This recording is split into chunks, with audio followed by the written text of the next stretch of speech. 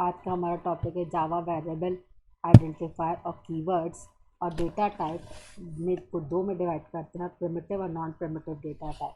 चलिए आइए देखते हैं कि वेरिएबल क्या होती है। वेरिएबल एक नेम होता है मेमोरी लोकेशन का जहाँ पे कि डेटा की वैल्यू स्टोर होती है। अगर हमने क्या कहा कि हमें 50 स्टोर करना है तो हम एक मेमोरी लोकेशन पे जाकर 50 रख देंगे और उसका नाम क्या देंगे, उस मेमोरी लोकेशन का हमने एक्स दिया तो हम क्या कहते हैं, variable is a name of the memory location where a value of the data is store. मतलब वो नाम मेमोरी लोकेशन का जहाँ पे वैल्यू एक्चुअल वैल्यू स्टोर होगी उसे हम क्या नाम देते हैं, वेरिएबल का नाम देते हैं। और इसकी वैल्यू प्रोग्राम में चेंज की जा सकती है। फिर दूसरी बात करते हैं आइडेंटिफायर की। आइडेंटिफायर की अगर हम बात करते हैं तो आइडेंटिफायर यूज़र डिफाइंड होते हैं। जैसे हम क्या कहते हैं, क्लास नेम हो गया, वेरिएबल नेम हो गया, मेथड नेम हो गया, कांस्टेंट नेम हो गया, इन सबको हम क्या नाम देंगे, आइडेंटिफायर का नाम देंगे। क्लास नेम जैसे हमने क्या रखा, किसी क्लास का नाम हमने टेक्स्ट रखा और वेरिएबल दो डिक्लेयर किए हमने, एक्स और वाई, और मेथड नेम हमने रखा ऐड। तो ये क्या है, ये सारे यूज़र डिफाइंड है और इसको हमने क्या नाम दिया कि मेथड नेम को कि ऐड क्या करेगा, एक्स प्लस वाई का ऑपरेशन परफॉर्म करेगा। इसे हम क्या नाम देते हैं, मेथड। मेथड के नाम को, वेरिएबल के नेम को, क्लास के नेम को हम आइडेंटिफायर्स का नाम देते हैं।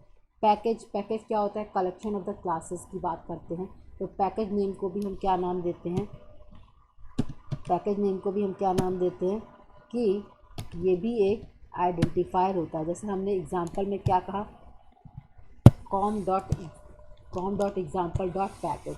अच्छा, फिर उसके बाद से कांस्टेंट नेम की हमें एक पाई की वैल्यू जैसे फिक्स होती है 3.114, तो हमने इसे भी नाम क्या देंगे, एक आइडेंटिफायर का नाम देंगे। ठीक। अच्छा, कुछ रिजर्व कीवर्ड्स होते हैं जावा के प्रोग्राम में जिनको कि हम आइडेंटिफायर की तरह डिक्लेयर नहीं कर सकते हैं। जैसे हमने क्या कहा, int, float, double, char, if, else, while, do while, ये सारे रिजर्व कीवर्ड्स होते हैं। इनका कुछ स्पेसिफिक मीनिंग होता है ऑपरेशन में, इसलिए हम इनको आइडेंटिफायर का नाम नहीं दे सकते हैं। तो कीवर्ड क्या होते हैं, कीवर्ड की बात करते हैं अगर हम तो क्या नाम देते हैं, जावा वो रिजर्व कीवर्ड्स वो प्री डिफाइंड वर्ड्स होते हैं जिनका कुछ स्पेसिफिक मीनिंग होता है, कुछ ऑपरेशन होता है और उस ऑपरेशन को वो परफॉर्म करते हैं। जैसे हमने क्या कहा कि क्लास नेम हो गया।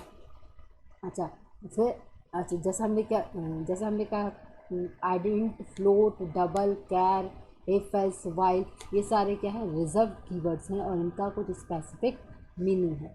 अच्छा, रिजर्व कीवर्ड्स प्रोग्राम में आइडेंटिफायर्स की तरह नहीं यूज़ किया जा सकता है। अच्छा, अब इसके बाद से अगर हम आते हैं डेटा टाइप की बात करते हैं। डेटा टाइप क्या होता है, अगर हमने कहा कोई एक्स वेरिएबल डिक्लेयर किया तो एक्स में हम क्या रख सकते हैं, इंटीजर वैल्यू रख सकते हैं। हमने रखा 2, 3, 4। फिर हमने क्या कहा कि अगर हम कोई डेसिमल वैल्यू स्टोर कर सकते हैं, मतलब हमने कहा 2.34, तो डेसिमल वैल्यू स्टोर कर सकते हैं जिसे नाम देते हैं फ्लोट की तरह वैल्यू। फिर हमने क्या कहा, कोई कैरेक्टर वैल्यू स्टोर कर सकते हैं। हमने क्या कहा कि एक वैल्यू हमने स्टोर कर ली। फिर हमने क्या कहा, वेलकम टू हेलो वर्ल्ड, हम स्ट्रिंग स्टोर कर सकते हैं वेरिएबल में।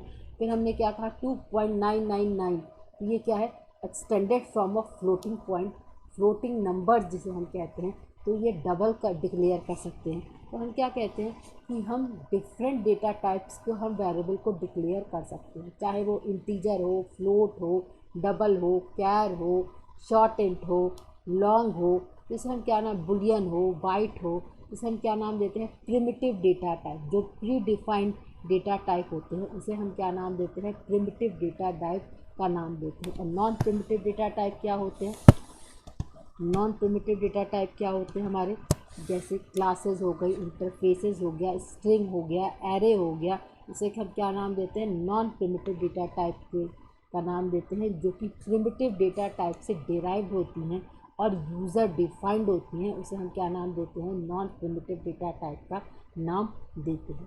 ठीक। अच्छा, फिर इसके बाद से हम आगे वीडियो में देखेंगे कि प्रिमिटिव और नॉन प्रिमिटिव डेटा टाइप कैसे होते हैं, उनके डिटेल वर्जन को रीड करेंगे। बस आज के लिए इतना ही, धन्यवाद।